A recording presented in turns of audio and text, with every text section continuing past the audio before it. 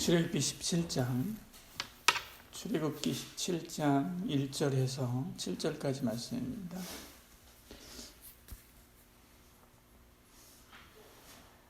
같이 읽겠습니다.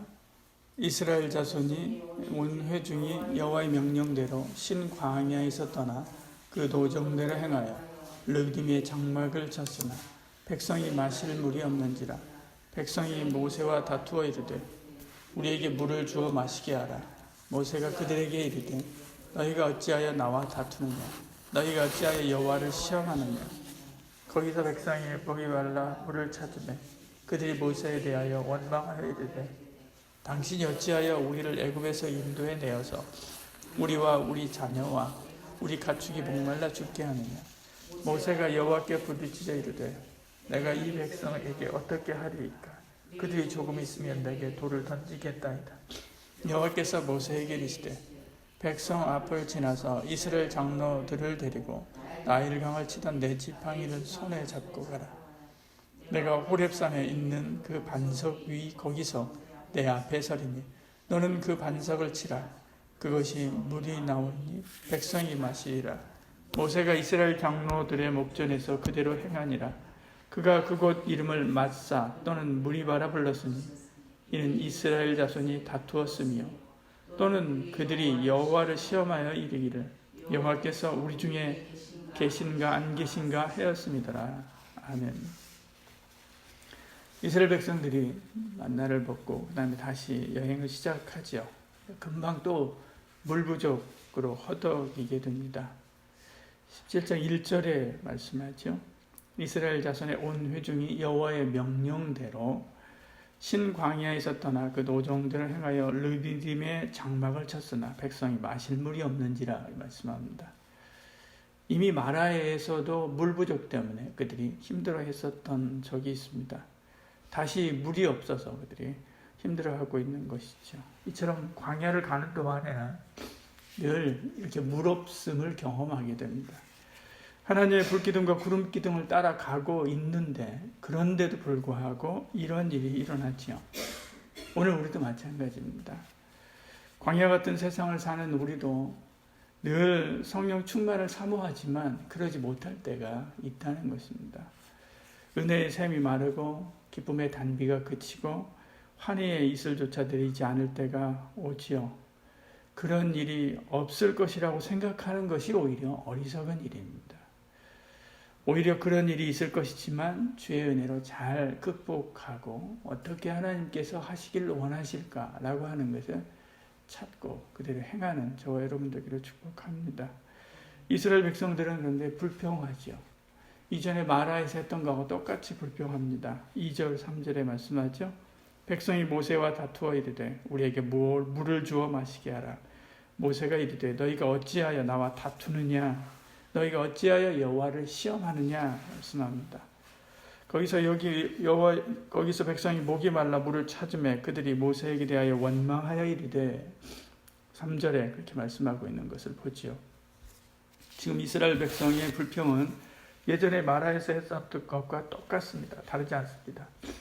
이미 하나님의 도우심을 경험했는데도 불구하고 그 은혜를 까맣게 잃어버리고 또다시 불평하고 있는 것을 보지요. 그래서 우리 삶에 흔히 일어나는 일들이기도 합니다. 예를 들어서 형편이 비슷한 두 사람이 있습니다. 그 중에 한 사람은 감사와 찬송으로 살아가죠. 그런 똑같은 형편임에도 불구하고 그러나 다른 사람은 불평과 불안으로 살아갑니다. 이 둘의 차이가 뭘까요? 환경이나 문제, 그들이 당한 문제가 아닙니다. 사실은 믿음이지요. 이렇게 불평하는 것도 불신 때문이다. 결론을 이야기하는 7절에서 그렇게 이야기를 하고 있습니다. 7절의 제일 마지막에 이렇게 이야기하죠. 여호와께서 우리 중에 계신가 안 계신가 하였습니다. 이것 때문에 그런 것입니다. 똑같은 환경인데도 불구하고 하나님을 불신하면 두려워하고 불평하고 불안하지만 하나님을 믿으면 하나님 우리와 함께하고 있음을 확신하면 감사하고 찬양하고 평안하죠. 왜?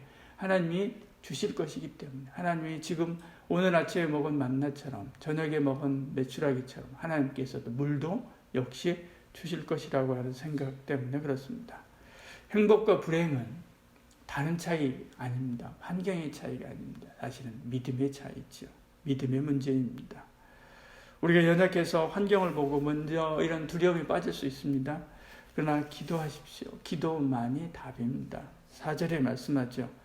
모세가 여호와께 부르짖어 이르되 라고 이야기합니다.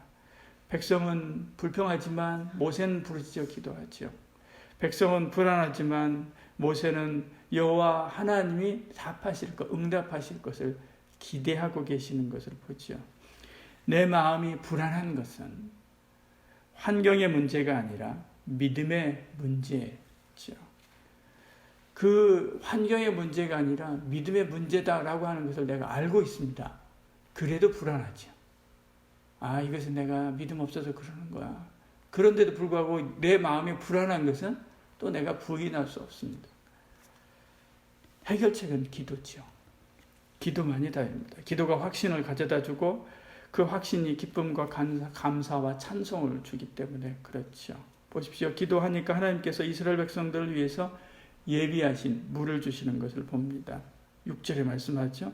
내가 호렙산에 있는 그 반석 위 거기서 내 앞에 서리니 너는 그 반석을 치라.